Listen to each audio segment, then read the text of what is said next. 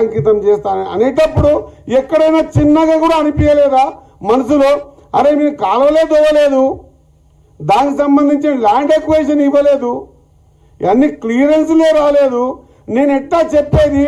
చెప్తే మంది ఏమైనా అనుకుంటారా, ప్రజలు ఏమైనా అనుకుంటారా అనేటువంటి సొయ్యి కూడా లేకుండా జాతికి అంకితం చేసిన పాలమూరు రంగారెడ్డి ఎత్తిపోతల పథకాన్ని అని చెప్పేటప్పుడు మనసుకు పాలమూరు జిల్లా ప్రజలు గుర్తుకు రాలేదా అని చెప్పేసి మాజీ ముఖ్యమంత్రి వర్యులు పెద్దలు కేసీఆర్ గారిని అడుగుతా ఉన్నా.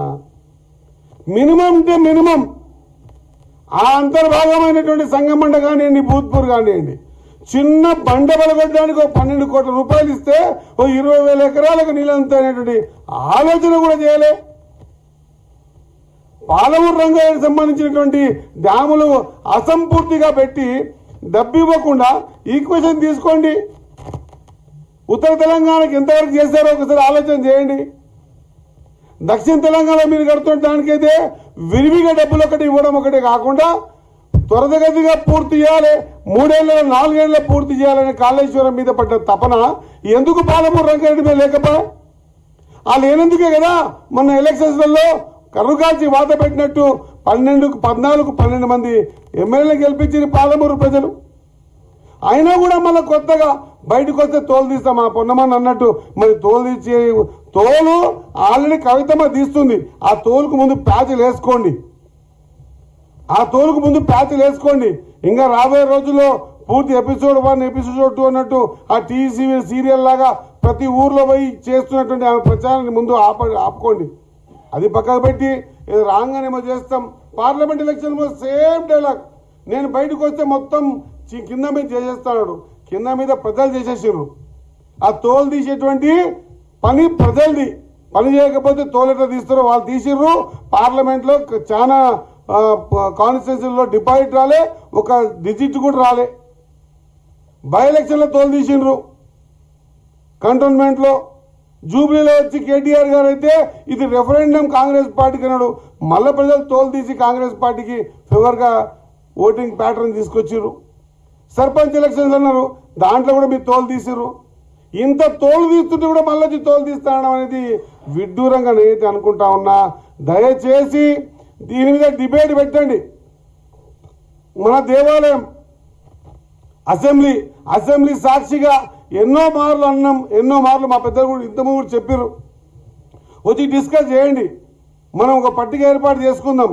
మీ 9 ఏళ్ల పరిపాలనలో పాలమూరు మీద మీరు పెట్టినటువంటి చూపించిన ప్రేమ స్టాటిస్టికల్ గా ఎన్ని డబ్బులు ఇచ్చిర్రు, మరి ఎందుకు ఇంత లేట్ చేసిర్రు, 9 ఏళ్ళైనా ఎందుకు కంప్లీట్ చేయలేదు? ఈరోజు మా ప్రభుత్వం వచ్చిన తర్వాత, ప్రజాప్రభుత్వం వచ్చిన తర్వాత మొన్న ల్యాండ్ ఎక్విజిషన్ డబ్బులు ఇస్తా ఉన్నాం.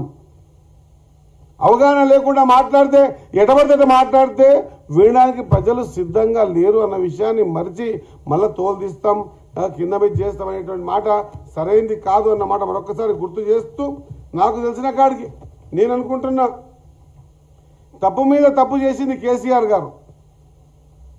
ఇంతమో జూపల్లి కృష్ణరావు గారు చెప్పినట్టు అసలు క్లియరెన్స్ తీసుకోకుండా, డబ్బే పెట్టకుండా, మీకు ల్యాండ్ ఎక్విజిషన్ డబ్బులు ఇవ్వకుండా అయిపోయి జాతికి అంకితం చేస్తున్నా అనే మాట శుద్ధ అబద్ధం, తప్పు కూడా. అది ప్రజలు ఒకసారి పోతారండి, 2 సార్లు మాటికి మోసపోవడానికి ప్రజలు కూడా సిద్ధంగా లేరు అన్నమాట మరొకసారి గుర్తు చేస్తూ, మీకు సంబంధించిన మీ కుటుంబ వ్యవహారాలలో మీకు బిడ్డ తోలు తీస్తుంది, ఎక్కడ మొత్తం గబ్బులు వేస్తుందని చెప్పి బయటకు వచ్చి ఇప్పుడు మళ్ళీ తోలు తీస్తామన్నమాట సరైనది కాదు అన్నమాట మరొకసారి గుర్తు చేస్తూ, మాకు తెలిసినంత వరకు ఈ రోజు వరకు కూడా మా ప్రాంతంలో, పాలమూరు ప్రాంతంలో ఉన్నటువంటి ముంపు గ్రామాలు కానీ, దానికి సంబంధించిన కాలువల విషయంలో కానీ ఇప్పటిదాకా మీరు డబ్బు ఇవ్వకుండా 9 సంవత్సరాలు 1,00,000 కోట్లు అప్పు చేసి ఆ అప్పుని కాళేశ్వరం ముంచి ఈ తెలంగాణ ప్రజల మీద ఇంత పెద్ద పెనుభారం పెట్టి ఈ రోజు తెలంగాణ డెవలప్మెంట్ కాకపోవడానికి కారకులు ఎవరో యువత ఆలోచన చేస్తా ఉంది,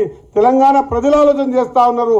ఇంత ఆర్థిక భారం పెట్టిన తర్వాత కూడా 1 ఎకరానికి కూడా పాలమూరు రంగారెడ్డి ద్వారా నీళ్లు ఇవ్వని పాపాన పోకుండా టెక్నికల్ గా చాలా తప్పులు చేసి అది తాగునీటి కోసం అని చెప్పి ఆ తర్వాత మళ్ళీ దాన్ని లేదు వ్యవసాయానికి అని చెప్పి మీరు చేస్తున్న తప్పులు ఇంకా ఖచ్చితంగా ప్రతి గడపకు చేరినాయి, ప్రతి వ్యక్తి ఆలోచన చేస్తా ఉన్నారు, పాలమూరు ప్రజలు ఆలోచన చేస్తా ఉన్నారు.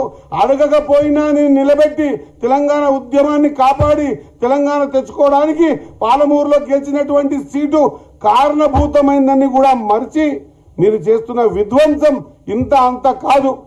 ఎవరు కూడా సిద్ధంగా లేరు. మా పొన్నమన్న చెప్పినట్టు మీరు తోలు మీ కవితమ్మ తీస్తుంది, ముందు ఆ తోలిని తీసుకునే కార్యక్రమాన్ని ఆపుకోవాల్సిందిగా కోరుకుంటూ, ఇంకా ఇటువంటి మాటలు ఇంకా మాట్లాడుతుంటే అదేదో చమత్కారం చేస్తా అని చెప్పే మాటలు ప్రజలు విశ్వసించే పరిస్థితి లేరు.